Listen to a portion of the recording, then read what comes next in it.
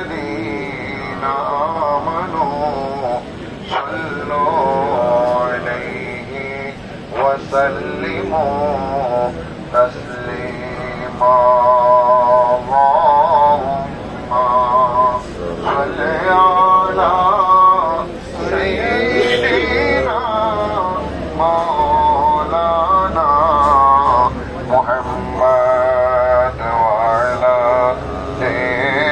سيدنا مولانا محمد اللهم صل على سيدنا مولانا محمد وعلى سيدنا আমরা সবাই মুখোমুখি কয়েকবার তালবিয়া পাঠ করব। সবাই আমার মুখোমুখি উচ্চস্বরে তালবিয়া পড়বে। মিনার ময়দানে তালবিয়া পড়া অত্যন্ত ফজিলত, আল্লাহ পাকের সর্বোত্তম জিকির, আল্লাহ দরবারে হাজিরির আলামত। এই জন্য আমরা উচ্চস্বরে কয়েকবার তালবিয়া পড়ব। লব্বাইক আল্লাহুম্মা লব্বাইক লব্বাইক আল্লাহুম্মা লব্বাইক লব্বাইক লা শারীকা লাক লব্বাইক লব্বাইক লা শারীকা লাক লব্বাইক ইন্নাল হামদা ওয়ান নি'মাতা ওয়ান নি'মাতা লাকা ওয়াল মুলক লা শারীকা লাক লা শারীকা লব্বাইক আল্লাহুম্মা লব্বাইক লব্বাইক আল্লাহুম্মা লব্বাইক লা শারীকা লাক লব্বাইক লব্বাইক লা শারীকা লাক লব্বাইক ইন্নাল হামদা ওয়ান নি'মাতা ওয়ান নি'মাতা লাকা ওয়াল মুলক লা শারীকা লাক لبيك اللهم لبيك لبيك اللهم لبيك لبيك لا شريك لك لبيك لبيك لا شريك لك إن لبيك الحمد إن الحمد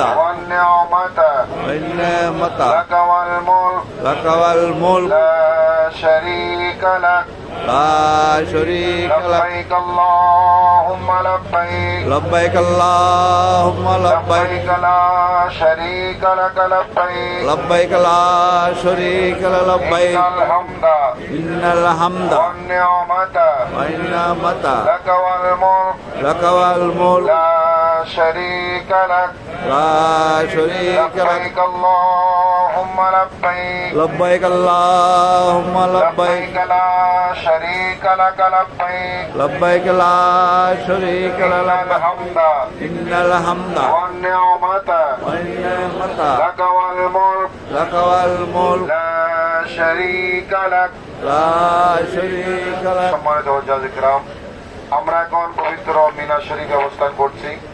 এই মিনার ময়দানে অবস্থান করা প্রিয় নবীর অত্যন্ত গুরুত্বপূর্ণ একটা সুন্নত। আমরা আল্লাহর প্রিয় নবীর সুন্নাহ মোতাবেক মিনার ময়দানে অবস্থান করছি। আমাদের করণীয় হচ্ছে আল্লাহর জিকির করা, আল্লাহর বন্দেগী করা, তাসবিহ তাহলিল করা, জিকির আজকার করা, দোয়া মোনাজাত করা, ফরিয়াদ করা, চাওয়া কার কাছে? আল্লাহ দরবারে কার কাছে? আল্লাহর দরবারে ফরিয়াদ করা, মোনাজাত করা। আমি অতি অল্প সময়ে দু একটা কথা বলবো। আমাদের হজের যে তিনটা ফরজ, হজের ফরজ কয়টা? তিনটা। যে তিনটা ফরজ, তার মধ্যে প্রথম নম্বর ফরজ ছিল আল এহরাম, এহরাম পরিধান করা। সুবহানাল্লাহ। ইতিমধ্যে আমরা এহরাম পরিধান করেছি।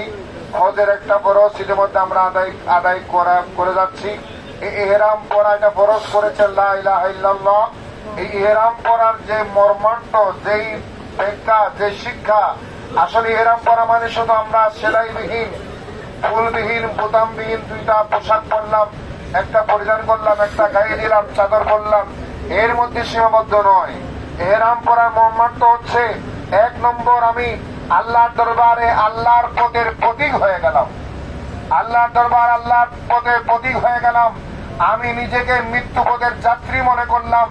আমার হায়াতের মালিক আল্লাহ, আমার মৃত্যুর মালিক আল্লাহ। আমি আমার পরিবার থেকে, আত্মীয় স্বজন থেকে, বন্ধু বান্ধব থেকে বিদায় নিয়ে এসেছিলাম। আল্লাহর ঘরে আসবো, এহরাম পরিধান করবো। হয়তো আমাকে যদি আল্লাহ পাক হায়াত দেন, ইনশাআল্লাহ আমরা আবার দেশে ফিরে যাব। আর হায়াত যদি শেষ হয়, আমাদের মৃত্যু যেখানে হবে সেখানে আমরা রাজি, ঠিক কিনা? আমরা আল্লাহর ক্ষমতার বাহিরে যাওয়ার সুযোগ, আল্লাহর ক্ষমতার বাহিরে যাওয়ার কোন কুদরত, কোন ক্ষমতা সৃষ্টির পক্ষে সম্ভব নয়। এজন্য আল্লাহ কোরআন আল্লাহ বলেছেন যে তোমাদের পক্ষে আমার ক্ষমতার এরিয়ার বাহিরে যাওয়া সম্ভব নয়। ইয়া মাশারাল জিন্নি ওয়াল ইনস ইন ইসতাতাতুম আন তানফুযু মিন আকদারিস সামাওয়াত ওয়াল আরদ ফানফুযু লা তানফুযুন ইল্লা বিসুলতান ফাবিআইয়ি আলাই রাব্বিকুমা তুকাযযিবান। আল্লাহ পাক স্পষ্টভাবে জানিয়েছেন, হে মানব জাতি, জিন জাতি, যদি তোমাদের ক্ষমতা থাকে, শক্তি থাকে, পাওয়ার থাকে, কুদরত থাকে, আমার এরিয়ার, আমার বাউন্ডারির বাহিরে চলে যাও। আমি আল্লাহর কুদরতের বাউন্ডারির বাহিরে চলে যাও। আবার আল্লাহ জবাব দিচ্ছেন, লা তানফুযুন, কখনো পারবে, কখনো আমার ক্ষমতার, আমার কুদরতের বাহিরে যাওয়া তোমাদের পক্ষে সম্ভব? তোমরা যে যত বড় পাওয়ারফুল, যত বড় শক্তিশালী, যত বড় ধনী, যত বড় মন্ত্রী মিনিস্টার হও না কেন, যত বড় দুনিয়াবি পদের মালিক হও না কেন, আমার ক্ষমতার সীমানার বাহিরে যাওয়া সম্ভব? হ্যাঁ, তবে আমি আল্লাহ যাকে মহব্বত করি, ক্ষমতা দিই, আমার ক্ষমতা ছাড়া বান্দা কিছু করতে পারে? তোমরা আমার কোন কোন অবদান অস্বীকার করবে? বলেছেন কে? আজকে আপনারা, আমরা বড় ভাগ্যবান, বড় খুশনসিব। আমার মতো, আপনার মতো লক্ষ লক্ষ মানুষ আমার দেশে আছে না নাই? বিশ্বের প্রান্তরে আছে না নাই? রন্ধ্রে রন্ধ্রে আছে না নাই? 8 টন মধ্যে আপনাকে আল্লাহ পাক নির্বাচন করেছেন, আপনাকে নির্বাচিত করেছেন, আল্লাহর ঘরে মেহমান বানিয়েছেন। আপনার মেহমানদারি করবেন কে? যেখানে আল্লাহ আপনার মেহমানদারির দায়িত্ব নিয়ে নিয়েছেন, এখানে আর কোনো ভয় আছে? টেনশন আছে? কেন আপনারা অনর্থ টেনশন করেন, চিন্তা করেন, পরেশানি করেন? আমি বারবার বলি, আমাদের টেনশনে কিছু নাই। আমরা মেহমান কার? আল্লাহ। আল্লাহর মেহমানের যাবতীয় ব্যবস্থাপনা করবেন কে? আল্লাহ। চিন্তা করেন, ভয় আমাদের কেন করবে? ভয় করবো আমরা কাকে? মিনা কি হবে, আরাফা কি হবে, মুজদালিফা কি হবে, এত ভয়ের দরকার আমাদের নেই। আমরা ভয় করবো কাকে? আল্লাহকে ভয় করবেন। আপনি মেহমান আল্লাহর। নবীজি বলেছেন, আল হুজ্জাজু দুয়ুফুর রহমান। সুবহানাল্লাহ। আল হুজ্জাজু দুয়ুফুর রহমান, হাজিরা আল্লাহর মেহমান। যেখানে আপনি মেহমান হয়েছেন আল্লাহর, ওখানে আপনার টেনশন। এখন আপনাকে সেই মেহমান হিসেবে মেহমানের আচরণ, মেহমানের ভদ্রতা, মেহমানের আদব, শ্রদ্ধা, সম্মান। মেহমান কি যেমন ইচ্ছে তেমন চলাফেরা করতে পারে? যেখানে ইচ্ছে সেখানে যেতে পারে? মেহমান আসলে তার একটা সুন্দর নীতি আছে না নেই? চলাচরিত্র আছে না নেই? আদর্শ আছে না নেই? আপনি আল্লাহর মেহমান হয়েছেন, আপনাকে সেভাবে ভদ্রতা, আদব, শ্রদ্ধা, সম্মান রক্ষা করে চলতে হবে। এটা আমার আপনার দায়িত্ব। আর আপনাকে আমাকে সহজ করে দেওয়ার মালিক আল্লাহ। বলে লা ইলাহা ইল্লাল্লাহ, বলে লা ইলাহা ইল্লাল্লাহ। এই বিশ্বাস আমাদের আছে না নেই? আছে। ওরা বলে আছে না নেই? আছে। 1 নম্বর, ইহরাম পরিধান করেছি। ইহরাম মানে সাদা পোশাক নয় শুধু। মনে করবেন এটা নিছক একটা কাপড়। এটা নিছক একটা কাপড় না, এটা আল্লাহর সামনে হাজির হওয়ার, আল্লাহর মেহমানিত্ব অর্জন করে একটা পোশাক। আপনি আল্লাহর মেহমানিত্ব অর্জন করেছেন, ওই মেহমান হওয়ার পোশাকের নাম কি? যারা বলেন, মেহমান হওয়ার পোশাকের নাম টাই নয়, প্যান্ট নয়, শার্ট নয়, জুতা নয়। আপনি আল্লাহর মেহমানের পোশাক হচ্ছে ইহরাম পরিধান করা। ইহরাম পরিধান করা কি? আপনি দুনিয়াবি যত কাজকর্ম আপনি স্বাভাবিক সময় করতে পারতেন, এখন সব কাজ করতে পারবেন? বলে করতে পারবেন? ইহরাম পরিধান করেছেন, ফরজ আদায় করেছেন, আপনার মুখে এখন গালিগালাজ, বলে গালিগালাজ, গালমন্দ হবে না, গীবত হবে না, শুগলখুরি হবে না, সমালোচনা হবে না, পাপ কাজ করা হবে না। আপনার মুখে পাপ কাজ করা কখনো চলবে না। এই পাপ কাজ যদি আপনি ইহরাম পরে যদি পাপ কাজ ছাড়তে না পারি, বোঝা গেল আমি ইহরামের শিক্ষা অর্জন করতে পারি নাই। ইহরামের শিক্ষা আমাকে অর্জন করতে হলে আমাকে ওই পাপ কাজ ছাড়তে হবে। সুবহানাল্লাহ। ইহরামের শিক্ষা অর্জন করতে হলে আমাকে যে হারাম কাজ ছিল, অন্যায় কাজ ছিল, কলবের অন্তরের কুপ্রবৃত্তির কিছু অনুসরণ ছিল, ওগুলো আমাদেরকে ছাড়তে হবে। এখন দেখা যায় আমি ইহরামও পড়লাম, আল্লাহর মেহমানও হলাম, আবার কুপ্রবৃত্তির অনুসরণও করলাম। এটা কি মেহমানের আদব? জোরে বলে, এটা মেহমানের আদব? মেহমানের আদব হচ্ছে আপনি ইহরাম পরিধান করেছি, আদেশ মানব কার? ইহরাম অবস্থায় নিষিদ্ধ কাজ করা যাবে না নিষিদ্ধ কাজ করা যাবে না যেখানে নিষিদ্ধ কাজ যেখানে করা যায় না সেখানে আমরা আল্লাহর মেহমান হয়ে নিজেদেরকে মেহমান দাবি করি।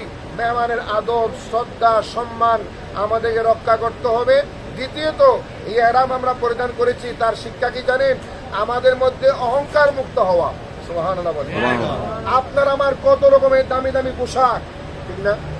কত লক্ষ লক্ষ টাকার পোশাক, সব পোশাক পদদলিত করে ব্যাগে রেখে বাইরে রেখে আপনি সাধারণ একটা পোশাক পরেছেন, নর্মাল একটা ড্রেস, এটা বেশি দামও না, বেশি দাম, অল্প দামের 1000 টাকার কম।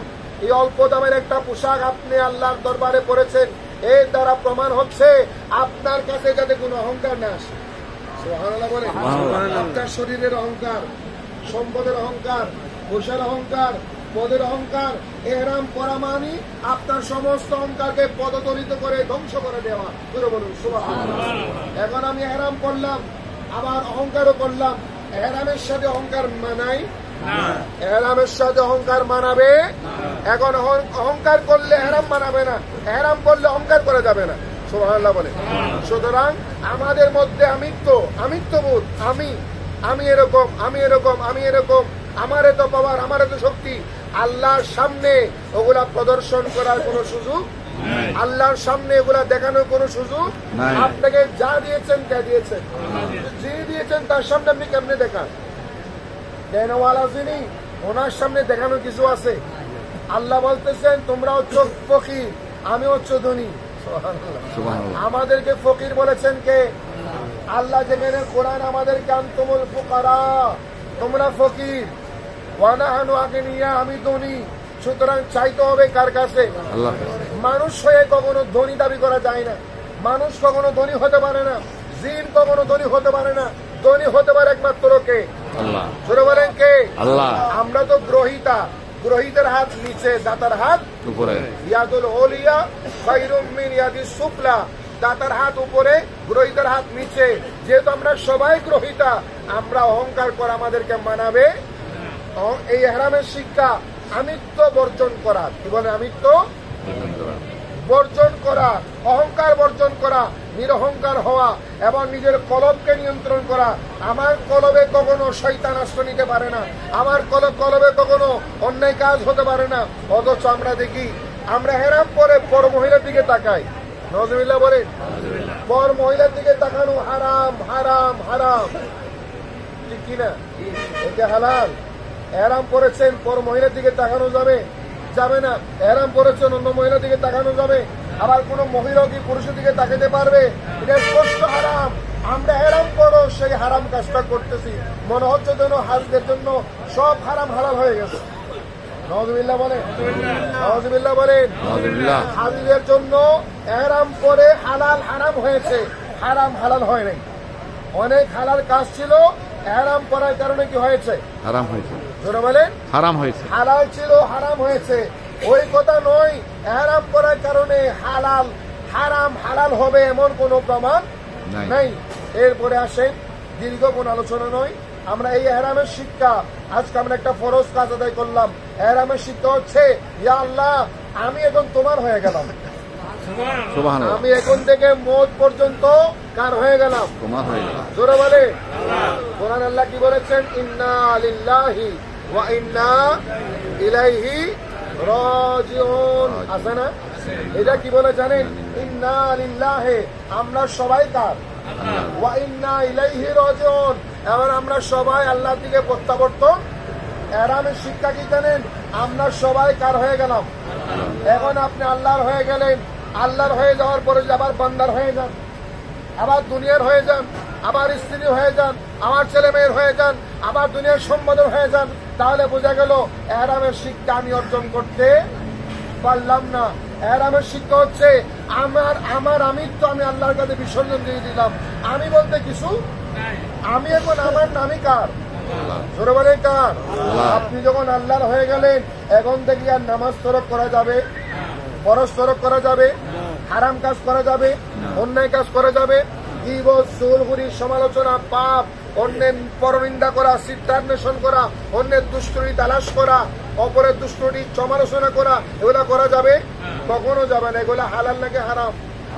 হালাল নাকি হারাম? হারাম। স্পষ্ট হারাম, স্পষ্ট হারাম। শুধু হারাম অবস্থা নয়, এই হারাম আমাদেরকে শিক্ষা দিচ্ছে আমার বাকি জীবন এখনকার জীবনের মতো হবে। সুবহানাল্লাহ বলেন। সুবহানাল্লাহ। আমার বাকি জীবন হজ থেকে যাওয়ার পরে আমি কি আবার আগের মতো হয়ে যাব? হজ করার পরে যদি কোনো পরিবর্তন না আসে, মাইন্ড করবেন না, আমার মুখে দাড়িটা না আসে, আমার মাথায় টুপিটা না থাকে, আমার আচরণ সুন্দর না হয়, আমার ভাষা ভালো ভালো না হয়, নামাজটা পড়তে না পারি, তাহলে হজের হারামের শিক্ষা আমি অর্জন করতে পারলাম না। সুতরাং স্বল্প কথায় যদি বলি, ইনশাআল্লাহ আপনার আল্লাহর মেহমান, আজকে থেকে আমরা আমাদের চরিত্র পরিবর্তনের জন্য ওয়াদা করলাম। কি পারেন? সবাই কি পারেন? সবাই কি পারেন? হাত ধরে বলেন, সবাই পারেন? ইনশাআল্লাহ। ইনশাআল্লাহ বলেন, ইনশাআল্লাহ। আমরা যদি বলি আল্লাহ আমি আমাকে পরিবর্তন করব, আপনাকে শয়তান ধরে রাখতে পারবে না। কোরআন শরীফ আল্লাহ বলেছেন, ইন্নাল্লাহা লা ইউগাইয়িরু মা বিকওমিন হাত্তা ইউগাইয়িরু মা বিআনফুসিহিম। ওই জাতিকে আল্লাহ কখনো পরিবর্তন করে না যে জাতি নিজেকে পরিবর্তন করে না। যে জাতি নিজেকে পরিবর্তন করে না, ওই জাতিকে আল্লাহ পরিবর্তন। এখন আমাকে পরিবর্তন করতে হবে, আমাকে নিজেই। আল্লাহ আমি আজকে থেকে পরিবর্তন হয়ে গেলাম, আমি আজকে থেকে পরিবর্তন হয়ে গেলাম। আজকে থেকে আর পাপ কাজে যাব না, একটা কদম বাড়াবো না, হারাম কাজে যাব না, অন্যায় কাজে যাব না। আজকে থেকে আমি তোমার হয়ে গেলাম, আমার মত পর্যন্ত আমি যাতে তোমার থাকতে পারি। আমিন বলেন। আমার মত পর্যন্ত আমি যাতে তোমার থাকতে পারি সেই তৌফিক আমাকে দান করো। এটা হচ্ছে ইহরামের শিক্ষা। সুবহানাল্লাহ বলেন। সুবহানাল্লাহ। এটা হচ্ছে কিসের শিক্ষা? ইহরামের শিক্ষা। যেই কথাগুলো আমি বললাম এগুলো আমার বানানো কথা না, এগুলো কিতাবের মধ্যে আছে, স্টাডি করলে পাওয়া যায়। ইহরামের শিক্ষা কি জানেন? ইহরামের শিক্ষা হচ্ছে আপনি আজকে থেকে সবর, একজন সাবিরিন হয়ে যাবেন, ধৈর্যশীল হয়ে যাবেন, যেভাবে হযরত ইসমাঈল আলাইহিস সালাম, কি নাম? ইসমাঈল আলাইহিস সালাম আপন পিতার স্বপ্ন দেখেছেন জবে করবে। ইসমাঈল ইসলাম চিন্তা করেন নাই, পেরেশান হন নাই, ভাবেন নাই, বলেছেন হে আমার আব্বা, ও আমার প্রিয়তম পিতা, ইয়া আবা তিফআল মা তুমার সাতাজিদুনি ইনশাআল্লাহু মিনাস সাবিরিন। সুবহানাল্লাহ। ইসমাঈল ইসলাম বলেছিলেন, হে ইব্রাহিম ইসলাম আমার পিতা, প্রিয় পিতা, ইয়া আবাতি, ও আমার প্রিয় পিতা, ইফআল মা তুমার, আল্লাহ আপনাকে যা আদেশ করেছেন আপনি তা করেন। আপনাকে আদেশ করা হয়েছে আপন ছেলেকে জবে করতে, আপনি করেন। আল্লাহু আকবার। এখানে দুইটা বিষয়। আল্লাহর প্রতি বান্দা কেমন হলে বলতে পারে আমাকে জবে করেন? আল্লাহর প্রতি কেমন হলে বলতে পারে আমাকে জবে করেন? ছেলেটার বয়স কত? 6 বছর, এক রাতে 7 বছর। এই ছোট্ট নাবালক ছেলে বলে আপনি আমাকে জবে করেন, আপনার ইচ্ছা পূরণ করেন। আল্লাহ আপনাকে আদেশ করেছে জবে করতে, আমার কোনো আপত্তি নেই, কারণ আমি তো আল্লাহর। আমি তো কার? আল্লাহ। আমি যেখানে আল্লাহর হয়ে গেলাম, আমাকে জবে করতে সমস্যা কি? আমি তো আর বান্দার নাই, আপনার নাই, বাবার নাই, মার নাই, আমি কার হয়ে গেলাম? এখান থেকে আমরা শিক্ষা নেব। ইহরামের কাপড় পরিধান করেছি, আমরা হয়ে গেলাম কার? আল্লাহ। যেহেতু হয়ে গেছেন, আপনাকে এখন আর টাকার চিন্তা করতে হবে না, ব্যবসার চিন্তা করতে হবে না, পয়সার চিন্তা করতে হবে না, সম্মানের চিন্তা করতে হবে না।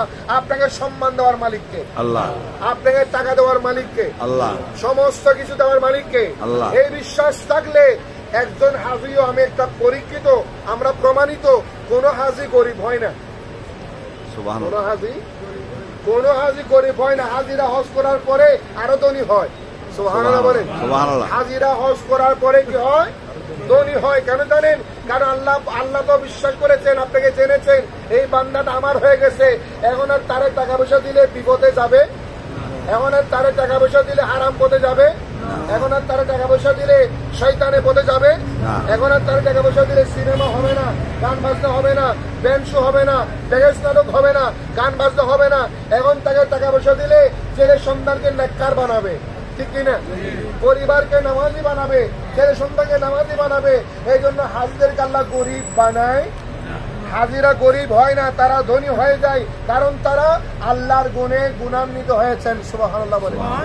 ইসমাঈল আলাইহিস সালাম বলেছেন আমি তো আল্লাহর, আমাকে জবে করে। 2 নম্বর, ছেলে হয়ে বাবার সামনে কেমন ত্যাগ, ছেলে হয়ে বাবার সামনে কেমন ত্যাগ করতে হয়। যে ছেলে বলেছে বাবা আপনার স্বপ্ন পূরণ করেন, আমাকে জবে করে, এটা হচ্ছে মাতা পিতার প্রতি সন্তানের দায়িত্ব। মাতা পিতার প্রতি সন্তান যত বড় প্রেমী, যত বড় সম্পদশালী, মা বাবার পদতলে তার জান্নাত, ঠিক কিনা? সন্তান কখনো বাবা মায়ের উপরে যেতে পারে, সন্তান কখনো মা বাবার সাথে বিয়াদবি করতে পারে, এই শিক্ষা ইসলাম দিয়েছেন। এই মিনার জমিন থেকে আজকে আমরা আপনারা কত বড় ভাগ্যবান, কত বড় ভাগ্যবান। সেই মিনার জমিন আমরা ফিজিক্যালি শারীরিকভাবে উপস্থিত হয়ে গেলাম। আল্লাহু আকবার, আল্লাহু আকবার, আল্লাহু আকবার, আল্লাহু আকবার। আমরা কত বড় ভাগ্যবান যে আল্লাহ আপনাকে আমাকে ওই মিনার ময়দানে হাজির হওয়ার তৌফিক দান করেছেন। এই শুকরিয়া আদায় করলে আজীবন সিজদায় থাকলেও আদায় হবে, আজীবন সিজদায় থাকলেও আদায় করা শেষ করা যাবে। সুতরাং দীর্ঘ আলোচনা নয়, ইহরামের শিক্ষা আমার অর্জন করতে হবে। আমাদেরকে ধৈর্যশীল হতে হবে। কি হতে হবে? ধৈর্যশীল কাকে বলে? আপনাকে একটা মানুষ গালি দিল, আপনি পাল্টা গালি দিবেন না, এটার নাম ধৈর্য। এটার নাম কি? হাদিসে নবীজি বলেছেন, আহসিন ইলা মান আসাআ ইলাইকা, তুমি তোমার সাথে যে দুর্ব্যবহার করে, যে দুর্ব্যবহার করে তার সাথে ভালো আচরণ করো। সুবহানাল্লাহ বলেন। আপনার সাথে দুর্ব্যবহার করে আপনি সালাম দেন, আপনি ভালোবাসা দেন, মহব্বত দেন, দেখবেন ওই মানুষটা আরেকদিন আপনাকে সালাম দেবে, ওই মানুষটা একদিন আপনাকে সালাম দিবে। এটা নবীদের আদর্শ, আল্লাহ নবীর সুন্নত। এখন আমরা ধৈর্যশীল হব। ধৈর্য কাকে বলে জানেন? কোনো কিছু না পাইলে আফসোস করা যায় না, কেন পাইলাম না, কেন পাইলাম না, কেন হলো না, কেন হলো না। এই আফসোস না করার নাম, বলেন আফসোস না করার নাম ধৈর্য। এখন আপনি এহরাম করলেন, আফসোসও করলেন, এটা এহরামের বিপরীত। এহরামের কি বিপরীত? আপনি হজ করেছেন, আফসোস করা যাবে না, ধৈর্য ধরতে হবে কার কাছে? সুতরাং আমরা বিপদে মুসিবতে যা পাই না পাই সব সময় ধৈর্য কার কাছে ধৈর্য ধারণ করবো? আল্লাহর কাছে সবার ইখতিয়ার করবো। পেলেও ধৈর্য, না পেলে ধৈর্য কিভাবে? সিজদার মাধ্যমে, নামাজের মাধ্যমে, ইবাদতের মাধ্যমে। না পেলে ধৈর্য কিভাবে? আল্লাহর কাছে দোয়ার মাধ্যমে। সুবহানাল্লাহ, দোয়া মোনাজাতের মাধ্যমে, ফরিয়াদের মাধ্যমে। সুতরাং আমি আমার বক্তব্য দীর্ঘায়িত করবো না। একটু আপনাদেরকে ইশারা দিলাম ইমাজিন করার জন্য, চিন্তা করার জন্য। আপনি কোন অবস্থায় আছেন? আপনি এখন আর সাধারণ মানুষ, আপনি এখন সাধারণ মানুষ, আপনার শরীরে আরাম রয়েছে, আপনি এখন আল্লাহর ঘরে মেহমান। আপনি সাধারণ বিপল নয়, সাধারণ জনগণ নয়, আপনি এখন অনেক উঁচু। আপনার ঠিকানা হবে জান্নাতে, আপনার ঠিকানা হবে আল্লাহর নবীর সাথে, নবীজির সুপারিশ পাবেন। এই জন্য বলবো, নামাজ আমরা পড়বো, নবীজির দরুদ পড়বেন, সালাম করবেন। আল্লাহর দরবারে বিনা অনায়াসে কবুল হয় একটা ইবাদত, ওটার নাম দরুদ শরীফ। সুবহানাল্লাহ বলেন। দরুদ শরীফ এমন একটা ইবাদত যেটা কোনো সন্দেহ ছাড়া কবুল হয়। দরুদ শরীফ সন্দেহ ছাড়া, একলা বললেও কবুল, সম্মিলিত বললেও কবুল, 10 জন মিলে বললেও কবুল, কাউকে দেখানোর জন্য বললেও কবুল। অন্য ইবাদত কিন্তু দেখানোর জন্য বললে কবুল হয় না। দরুদ শরীফ কাউকে দেখানোর জন্য বললেও কবুল। কেন জানেন? ওই দরুদ পড়া আদেশ কার? জোরে কোন কার? আল্লাহ। ইয়া আইয়ুহাল্লাযীনা আমানু সাল্লু আলাইহি ওয়া সাল্লিমু তাসলিমা। হে ইমানদার বান্দারা, আমার নবীজির উপর সালাত করো, সালাম করো, অর্থাৎ দরুদ এবং সালাম করো। কিরকম করে? আসসালাতু ওয়াসসালামু আলাইকা, বলেন ইয়া রাসূলুল্লাহ, আসসালাতু ওয়াসসালামু আলাইকা ইয়া হাবিবাল্লাহ, আসসালাতু ওয়াসসালামু আলাইকা ইয়া নবিয়াল্লাহ, আসসালাতু ওয়াসসালামু আলাইকা ইয়া রাহমাতাল লিল আলামিন। এবার আমরা দরুদ শরীফ পড়বো। আল্লাহুম্মা সাল্লি আলা মুহাম্মাদিন ওয়া আলা আলি মুহাম্মাদিন ওয়া বারিক ওয়া সাল্লিম। যত রকমের দরুদ আছে সব দরুদ আমরা পড়বো। ওই দরুদ হবে সুন্নতকার। সুতরাং আজকের মতো আমরা এখানে মুক্তজর করব। সবার সুস্বাস্থ্য কামনা করি। আগামীকালের, আজকের পরে এখনো আরো 2টা ফরজ কি আছে বাকি আছে, ওয়াজিব বাকি আছে। ওই ফরজ ওয়াজিব গুলো যাতে সুন্দর মতো আমরা আদায় করতে পারি। সবাই পরস্পরে দোয়া করবেন। আল্লাহ আবার সবাইকে কবুল করুক, আমিন। সবাইকে এই ইহরামের সুন্নত, ইহরামের শিক্ষা অর্জন করার তৌফিক দান করুক, আমিন। হজের শিক্ষা অর্জন করার তৌফিক দান করুক, আমিন। ওয়া আখিরু দাওয়ানা আলহামদুলিল্লাহি রাব্বিল আলামিন।